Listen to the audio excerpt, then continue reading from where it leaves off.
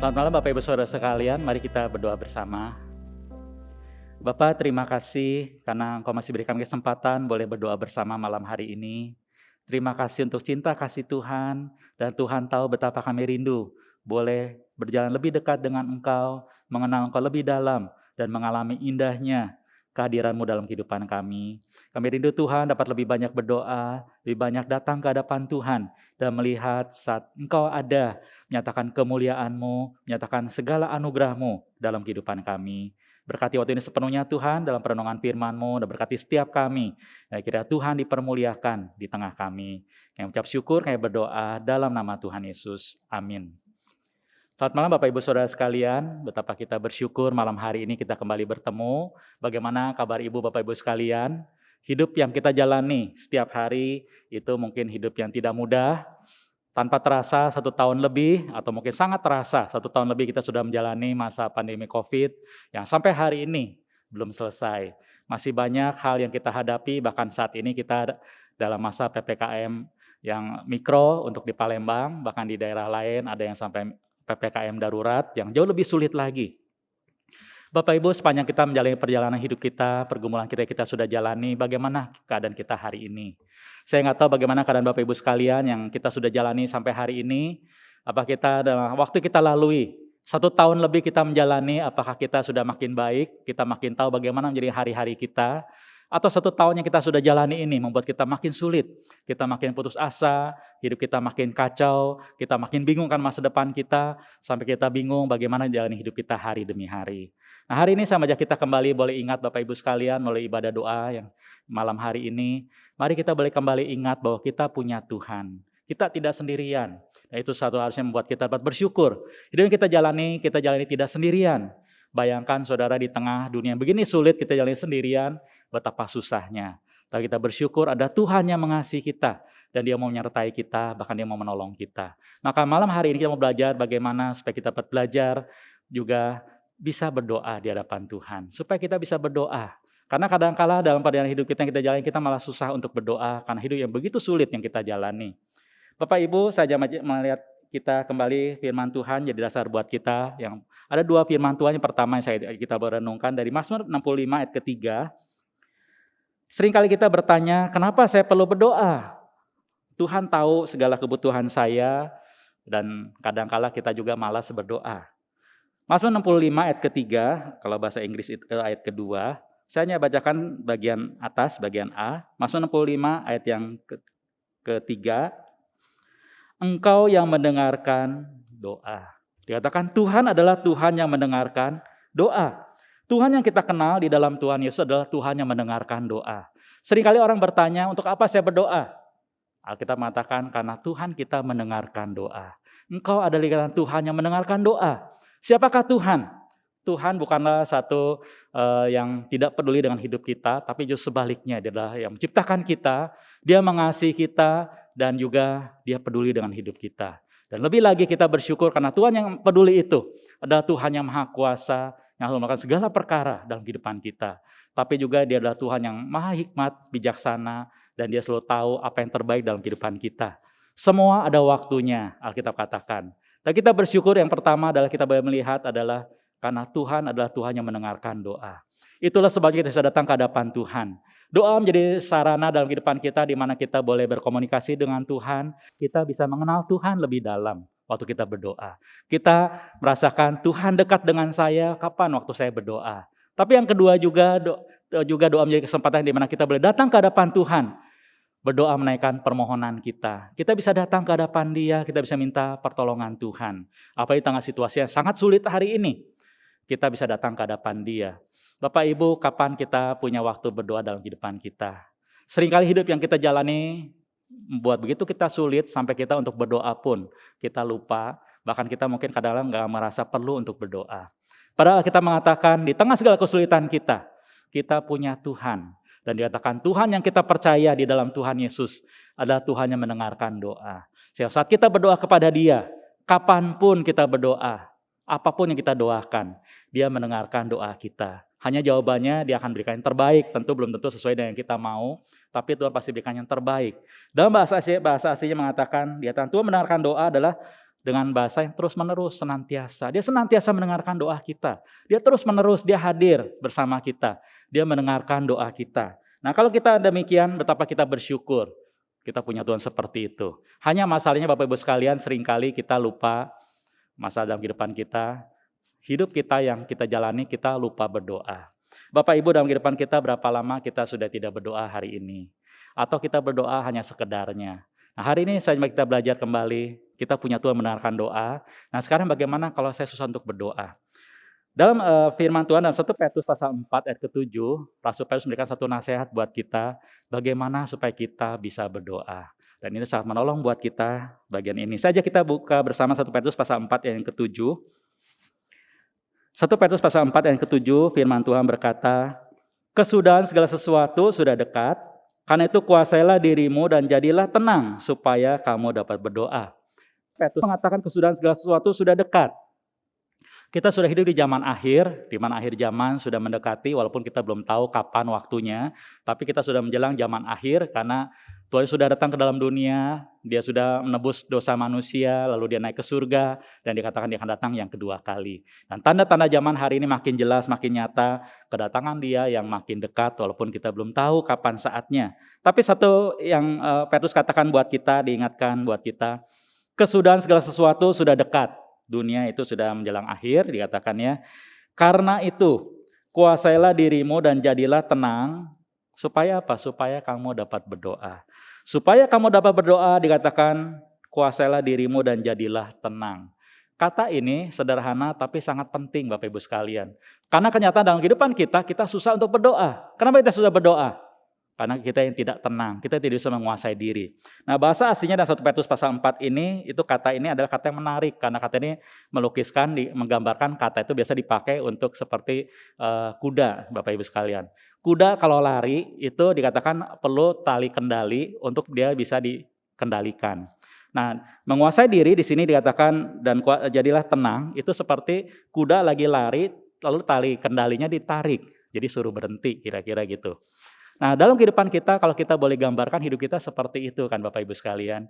Bayangkan satu kuda, waktu menghadapi masalah, dia waktu panik, dia bingung, dia akan lari sedapatnya dia. Tanpa arah yang jelas, pokoknya dia lari sekencangnya karena dia takut. Dan dia bingung mau ke arah kemana. Nah, seringkali hidup kita seperti itu Bapak Ibu sekalian. Pandemi COVID yang kita hadapi atau pergumulan yang kita hadapi begitu sulit, kadang-kala membuat kita lupa. Akhirnya kita lari semampu kita. Dengan kepanikan kita melakukan segala hal dalam kebingungan kita. Apalagi Bapak Ibu kalau ingat di masa awal pandemi COVID, orang kasih nasihat A kita ikuti, nasihat B kita ikuti, nasihat C kita ikuti, karena kita takut. Setelah kita mungkin makin belajar baru tahu, oh ini cuman hoax gitu kan, ini baru benar kita baru ikuti. Sama hari ini Bapak Ibu sekalian di tengah pergumulan yang kita hadapi. Hari ini pun berita masih terus berubah-ubah. Pakai masker bagaimana caranya, lalu di rumah harus bagaimana, lalu dan sebagainya. Banyak hal yang membuat kita bisa bingung. Akhirnya kita bingung, akhirnya kita jalan hidup semampu kita dengan segala kebingungan kita. Nah, itu yang terjadi.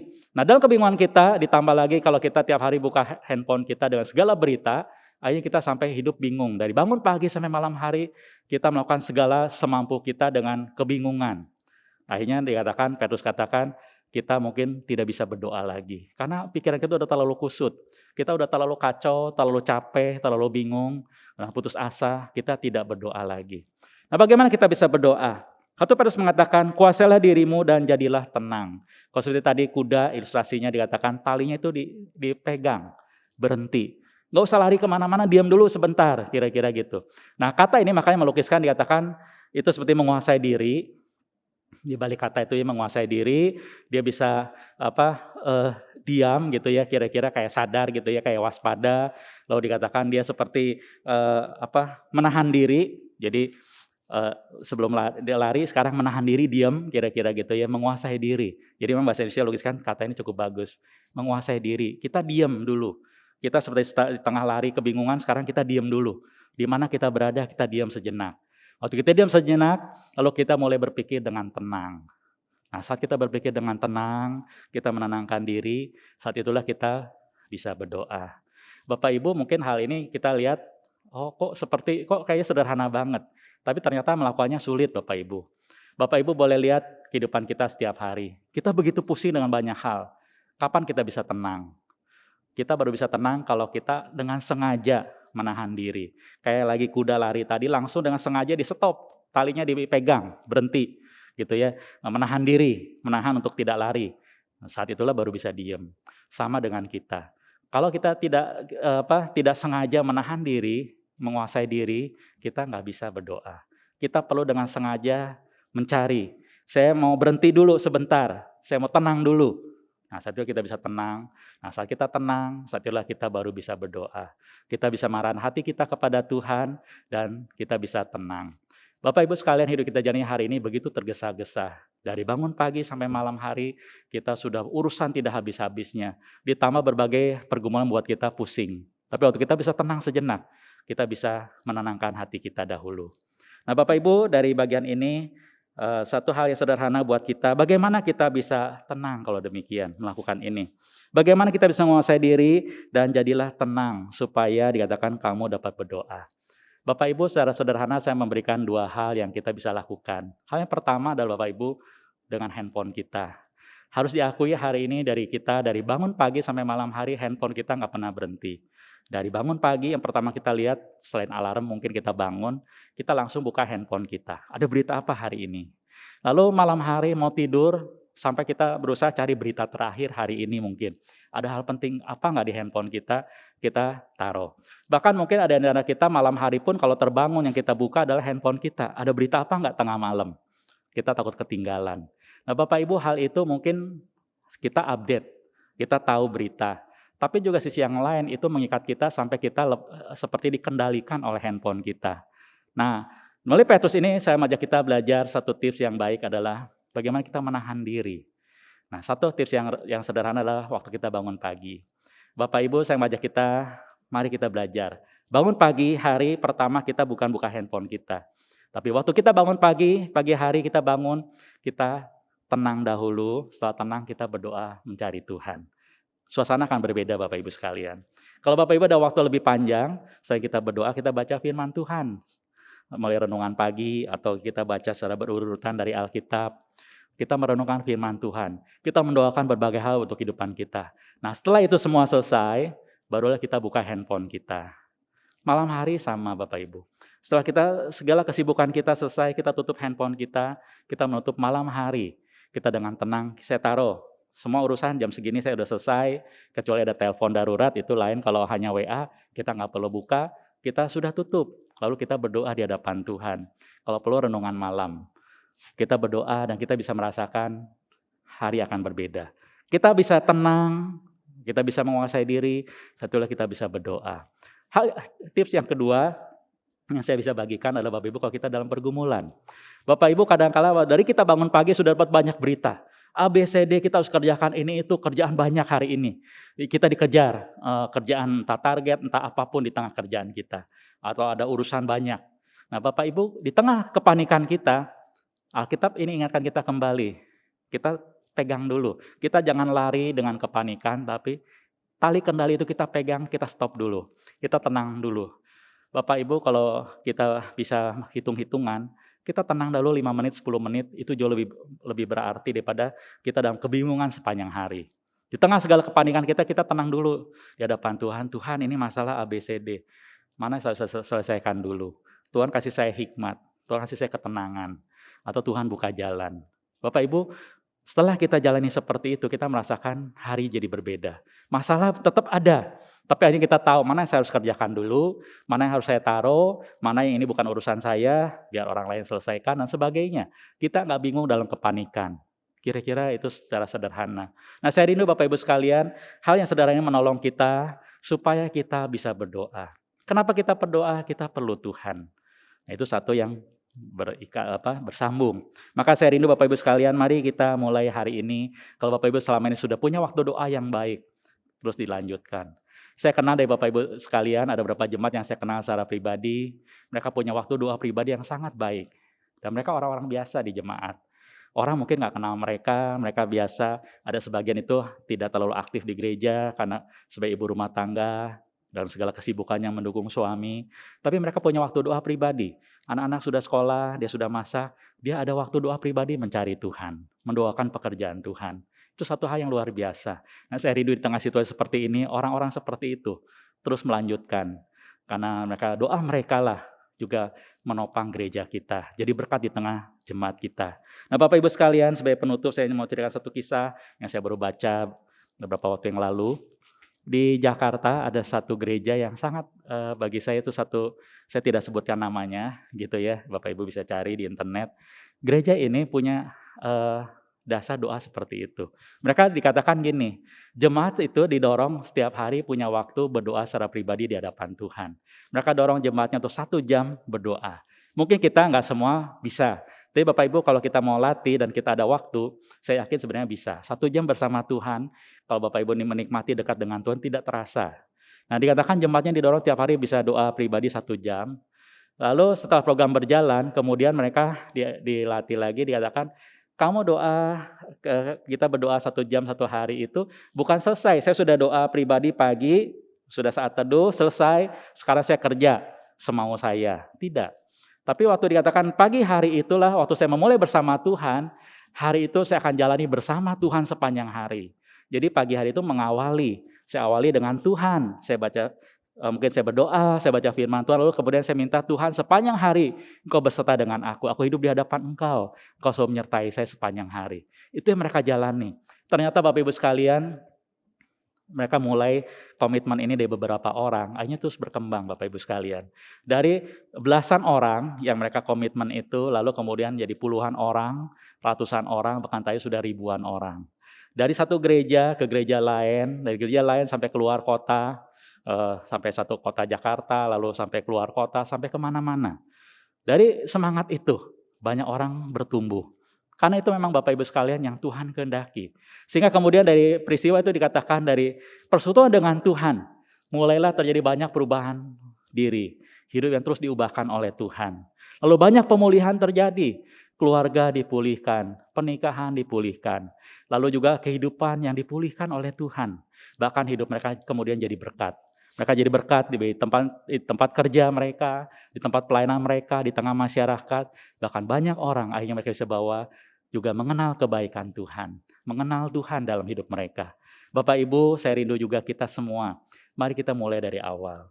Kalau selama ini kita sudah punya waktu doa yang baik, terus kita pertahankan. Yang penting adalah kita dekat dengan Tuhan. Tapi kalau kita belum terlambat kita mulai. Di tengah situasi saat ini, mari jemaat GKI Palembang juga kita mulai bersama. Kita berdoa mencari Tuhan. Dan Alkitab tadi berikan kita satu nasihat. Nyatakan tadi, Petrus mengatakan, kuasalah dirimu dan jadilah tenang. Supaya kamu dapat berdoa.